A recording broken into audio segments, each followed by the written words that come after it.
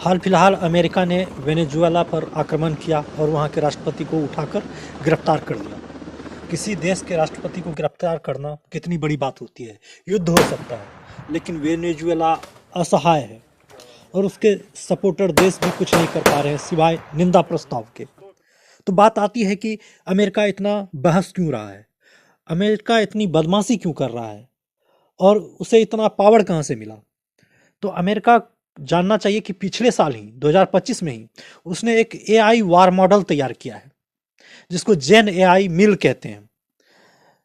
जेन AI मिल, जेन AI military, ये जो है कि एआई मॉडल है। जैसे कि किसी भी चीज़ को हम एआई में डालते हैं तो वो तुरंत हो जाता है, तेज़ी से निर्णय लेता है।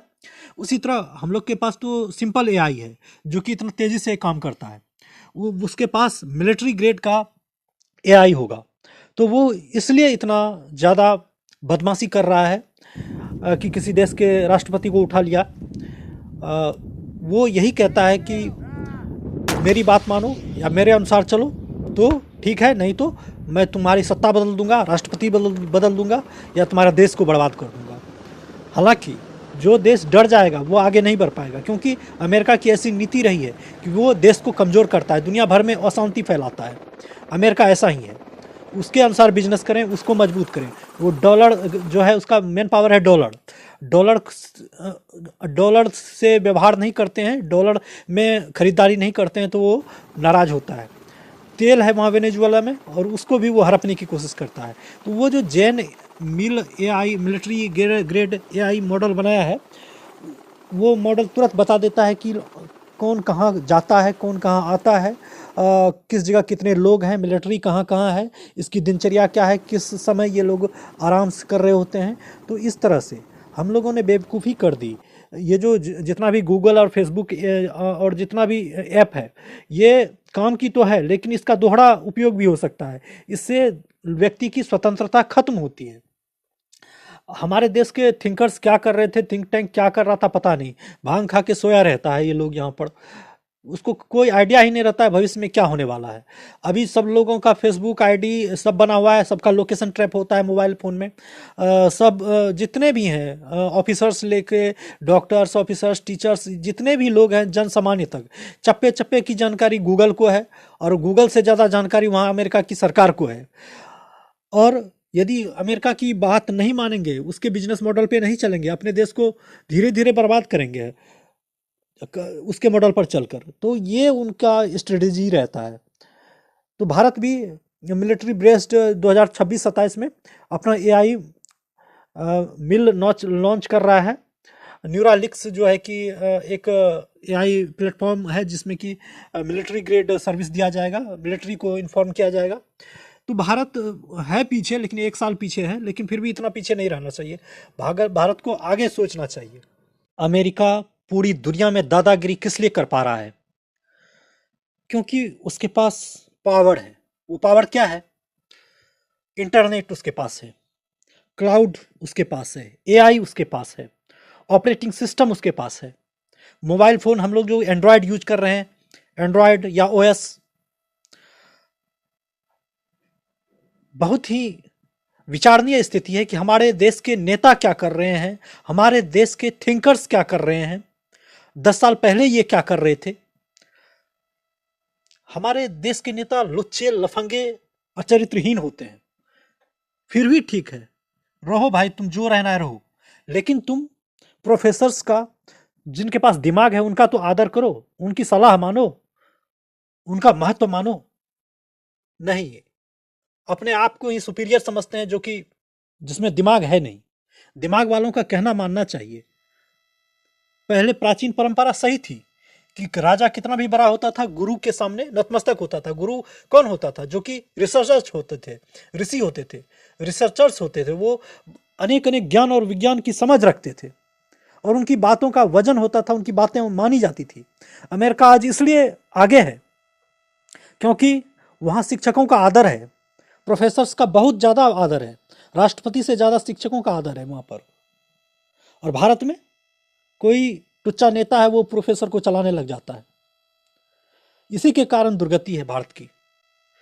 जब भारत में फेसबुक, गूगल, व्हाट्सएप, इंस्टाग्राम, ये सब कुछ सारे ऐप्स विदेशी आए तो ये इन्होंने क्या किया, यहाँ पर आकर सबको ट्रैकिंग किया, सबका फोटो, आईडी, लोकेशन, दिनचर्या सब कुछ उनके पास है और हमारी प्राइवेसी कुछ है रह नहीं गई। सब लोगों का फोटोज उनके पास है। तो ये देखकर बहुत बुरा महसूस होता है कि हम लोगों को ट्रैक किया जा रहा है एक तरीके से।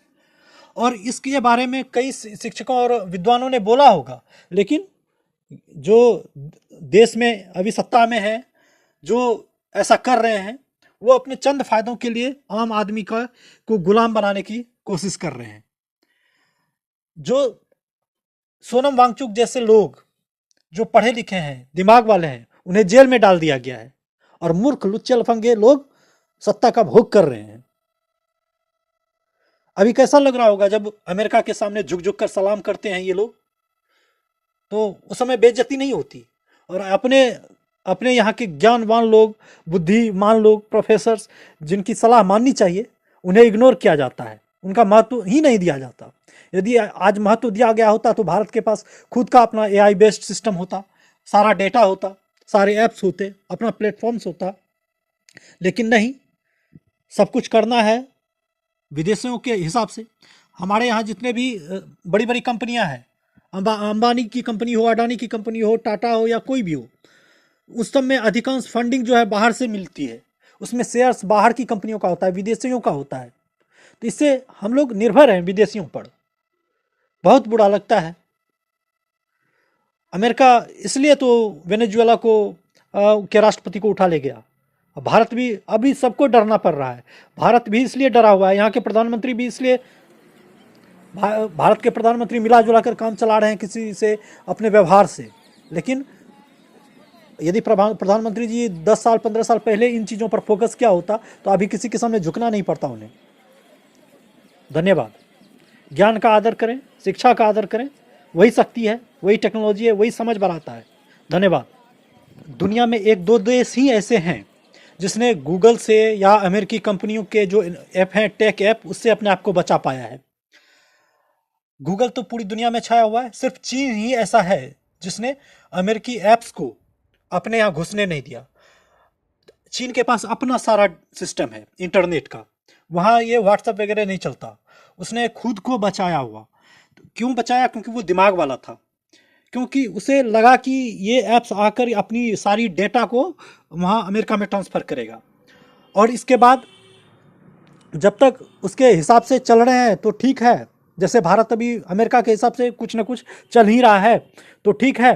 अब जैसे विरोध होगा तो वो अमेरिका पानी पिला देगा सबको, क्योंकि भारत के पास अमेरिका की कोई जानकारी नहीं है उतने डिटेल्ड स्तर में। जो जानकारी गूगल दे रहा है बस वही। अमेरिका, भारतीय ऐप अमेरिका में नहीं चलता, लेकिन अमेरिकी ऐप भारत में ज़रूर चलता है। तो ये एक समस्या की बात है।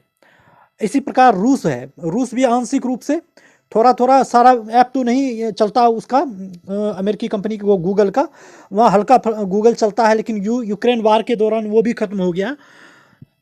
वहाँ यंडेक्स चलता है, सर्च इंजन यंडेक्स है, यहाँ पे गूगल है ना, वहाँ यंडेक्स है, उसका व्हाट्सअप अपना, टेलीग्राम चलता है।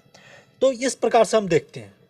इसीलिए अमेरिका हर जगह मजबूत होता जा रहा है, क्योंकि उसके पास इंटरनेट है, AI है, क्लाउड है, उसके पास डॉलर है, उसके पास CIA जैसा नाम का एक बहुत खतरनाक एजेंट है जो कि पूरी दुनिया की जासूसी करता है। तो वो सैंक्शंस लगा देता है किसी भी देश पर। तो ये सारी समस्याएं हैं। डॉलर में यदि कोई व्यापार नहीं करता है तो उस देश को अमेरिका बर्बाद करने की सोचता है। अरे भाई, हम अपने स्वदेशी करेंसी में डील करेंगे, बिजनेस करेंगे। दूसरे की करेंसी में बिजनेस करने के बाद उसका करेंसी मजबूत होता है। जितने भी डॉलर में होता है डील, उससे डॉलर मजबूत होता है।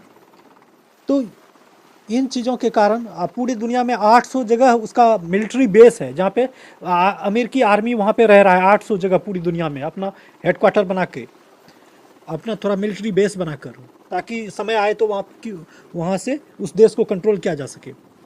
जैसे कि किसी गांव को कंट्रोल करना होता है तो एक थाना चौकी होता है, उसी तरह किसी देश को कंट्रोल करना होता है तो उस देश में अमेरिका का एक मिलिट्री बेस हो जाता है, या उसके पड़ोसी को कंट्रोल करना होता है तो ये सारी चीज़ों को ध्यान में रखते हुए चीन इससे बच गया, चीन अमेरिका के जाल में नहीं फंसा। लेकिन हमारे यहाँ का जो नेता है वो अपने लोगों को दबाता है और बाहर जाके घुटने टेक देता है। अरे भाई अपने लोगों को बोलने दीजिए, वो उसमें गुस्सा है, तो वो सिस्टम के प्रति गुस्सा है तो वो दिखेगा, वो बोलेगा, आप उसकी बातों को समझिए, उसका समाधान कीजिए। नेता सिर्फ बातों का नहीं होता है, नेता वो होता है जो देश को लीड करे और मजबूत स्थिति में लाए। और मजबूत कैसे बनेगा? जब तक आप शिक्षा का आदर नहीं करेंगे और शिक्षकों का आदर नहीं करेंगे, प्रोफेसर्स का आदर नहीं करेंगे, थिंक टैंक का आदर नहीं करेंगे, तब तक नहीं होगा। यहाँ रिसर्च बेस्ड कितना है भारत में, रिसर्च की कोई गिनती नहीं है। पीएचडी ऐसे हो जाता है कहीं से कहीं, अच्छे पीएचडी वाले लोग हैं कहाँ भारत में? जो जब रिसर्च नहीं होगा तो आपके पास अपना टेक्नोलॉजी विकसित नहीं होगा। ये सारे दुख है इस देश का, जो कि अभी लोग नहीं समझ पा रहे हैं। ऐसे तो गुलाम बन जाएगा देश फिर से। मैं नेतृत्व और देश के नेताओं से, अधिकारियों से यही कहना चाहूँगा कि आपकी एक अनदेखी बहुत देश को आगे आगे की पीढ़ी को नुकसान देगी। तो इसलिए किसी भी प्रलोभन में ना आए, देश पहला होना चाहिए। मोदी जी का नारा तो बहुत अच्छा है, नेशन फर्स्ट, लेकिन क्या सब लोग इस पे काम कर रहे हैं, या सिर्फ ये जुमला या नारा बन के रह जाएगा? धन्यवाद।